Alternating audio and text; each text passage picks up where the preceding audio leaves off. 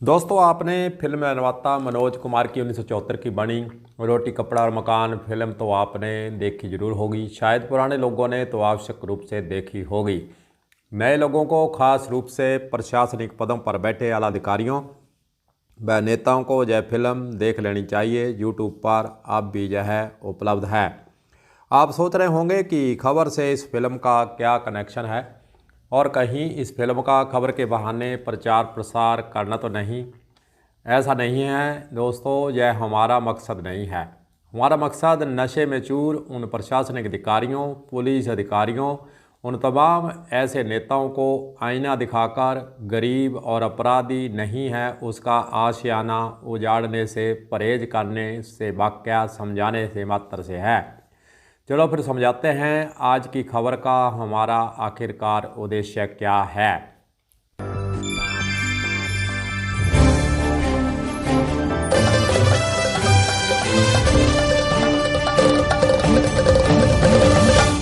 दरअसल supreme court ने सरकारों की मनमानी पर लगा दिया है ब्रेक।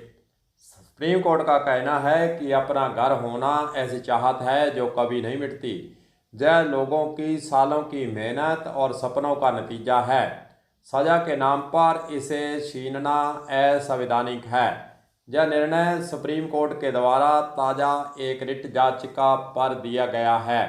सुप्रीम कोर्ट का ये भी कहना है कि अफसर अपने आप को जज नहीं समझें। बुलडोजर में मनमानी की तो उनसे वसूली की जाएगी। बताते हैं आपको पूरी खबर। सुप्रीम कोर्ट ने सख्ती के नाम पर होने वाली बुलडोजर कार्रवाई पर रोक लगा दी है। कोर्ट ने कहा, बिना कानूनी प्रक्रिया का पालन किए घर पर बुलडोजर चलाना असंवैधानिक है। बुलडोजर कार्रवाई अराजकता का प्रतीक है। यह आखिरी विकल्प होना चाहिए। जस्टिस BR गवई और जस्टिस KB विश्वनाथन की पीठ ने आम नागरिक के लिए घर बनाना सालों की मेहनत और सपनों का नतीजा बताया है। कानून का शासन लोकतांत्रिक सरकार की नींव है। कानून का राज सुनिश्चित करता है कि लोगों को पता हो कि उनको संपत्ति मनमाने ढंग से नहीं छीनी जाएगी। सजा के नाम पर किसी का आशियाना छीनने की अनुमति हमारा संविधान भी नहीं देता है। इस पीठ के द्वारा 95 पेज के अपने फैसले के अंदर कहा है कि कानून के राज में अफसर जज नहीं हो सकते, वे आरोपी को दोषी करार नहीं दे सकते और घर नहीं गिरा सकते, और आरोपी को सजा दिलाना या दोषी करार करना यह कोर्ट का काम है, अफसरों का काम नहीं है। इसलिए अफसर अभियुक्त होने पर विवश की सजा देते हैं तो यह शक्तियों के विभाजन के सिद्धांत के खिलाफ है। जस्टिस गवई ने यह भी कहा कि देश के प्रति सभी राज्यों, केंद्र शासित प्रदेशों, CS व हाई कोर्ट को भिजवाएं ताकि तुरंत लागू हो जाए। ऐसा निर्णय सुप्रीम कोर्ट के द्वारा किया गया है। यह निर्देश सड़क, फुटपाथ, रेल पटरी, सार्वजनिक स्थल पर अवैध कब्जों के मामले में लागू नहीं की जाएगी। चलिए आपको बताते हैं कि इस मुद्दे पर सुप्रीम कोर्ट के द्वारा जो दिशा निर्देश दिए गए हैं वे किस प्रकार हैं। ध्वस्तीकरण के लिए 15 दिन पहले कारण बताओ नोटिस जारी होना चाहिए। नोटिस की प्रति डाक से मालिक को भेजी जाए। दूसरी, संपत्ति के बाहर चस्पा की जाए। नोटिस के बारे में बताया जाए कि अनाधिकृत निर्माण की प्रकृति, कार्रवाई का आधार क्या है। संबंधित अपराधी अधिकारी मालिक को पक्ष रखने का अवसर भी देना होगा। विवरण सरकारी रिकॉर्ड में दर्ज किया जाना होगा।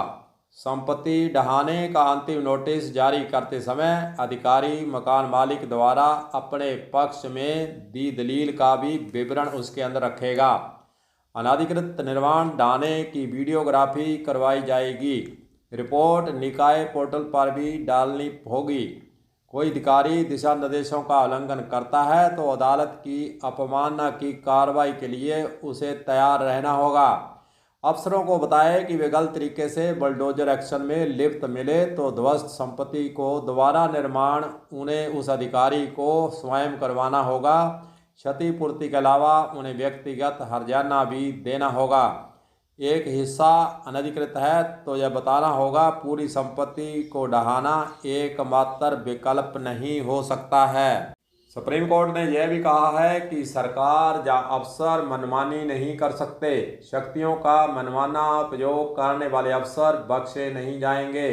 कार्यपालिका धारणा से दोषी नहीं ठहरा सकती है। किसी एक संपत्ति को ध्वस्त किया जाए और बाकी को न छुए तो साफ है कि मकसद बिना कानूनी प्रक्रिया के सजा देना था। आश्रय का हक मौलिक अधिकार है। घर छीनना है तो संतुष्ट करना होगा कि हिस्सा नहीं, घर गिराना ही विकल्प है। ताकतवर ही जीतेगा।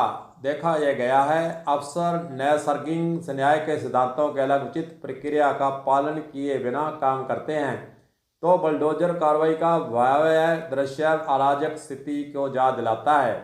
यहाँ ताकतवर ही जीता है, ऐसा देखा गया है। एक व्यक्ति आरोपी है तो क्या घर ढहाना उचित है? एक व्यक्ति के आरोपी या दोषी होने पर घर गिरा देना पूरे परिवार को सामूहिक सजा देना होता है। महिलाओं, बच्चों और बुजुर्गों को सड़क पर लाना, घरों को ढहाते देखना बहुत ही बुरी बात है। अफसर कुछ समय रुक जाएं तो आसमान नहीं टूट पड़ेगा। ऐसी टिप्पणी सुप्रीम कोर्ट के द्वारा दी गई है। देखने में यही आया है कि अगर कोई अपराधी है तो फिर जैसे आदित्यनाथ जोगी के द्वारा यूपी के अंदर बुलडोजर की प्रक्रिया का लागू करना, फिर उससे लोगों के घरों को ध्वस्त करना, इस प्रकार का पूरे देश के अंदर जोगी की राह पर सरकारें चलने लगी। बुलडोजर के जरिए मकान को समाप्त करना शुरू किया गया। अगर उसका बेटा, किसी पिता का बेटा अगर अपराधी है तो पिता के नाम मकान है, वह पिता के नाम के मकान को भी नहीं छोड़ा गया। बुलडोजर से उसकी पूरी संपत्ति को नष्ट करने का काम सरकारों ने शुरू कर दिया था। इसलिए सुप्रीम कोर्ट ने अब कड़ा रुख अपनाते हुए इस पर ब्रेक लगाने का काम कर दिया है। सरकार को कोई भी बुलडोजर के द्वारा अब संपत्ति को गिराना है तो पूरी प्रक्रिया का पालन करना होगा, अन्यथा उस अधिकारी पर कार्रवाई होगी। साथ ही जो उसने बुलडोजर से मकान गिराया है उसका हर्जाना उस सरकारी अधिकारी को जेब से देना पड़ेगा। इसलिए अब अधिकारी भी यह समझ लें और बिना सोचे समझे राजनेताओं के टेलीफोन के जरिए दिए गए निर्देशों, उनकी चापलूसी करते हुए जो अधिकारी लोगों के मकान को गिराते थे, अब उनको भी सोचना पड़ेगा, नहीं तो वह कार्रवाई के लिए तैयार रहना उनको पड़ेगा। यह इस आदेश का आशय सारांश वास्तव में निकलता है। देखते हैं सरकारों के स्तर से इस पर कितनी पालना करने के लिए अधिकारियों को निर्देशित करते हुए उन्हें तैयार करने का प्रयास किया जाएगा। कलम न्यूज के लिए गुरदेव सिंह सैनी की रिपोर्ट।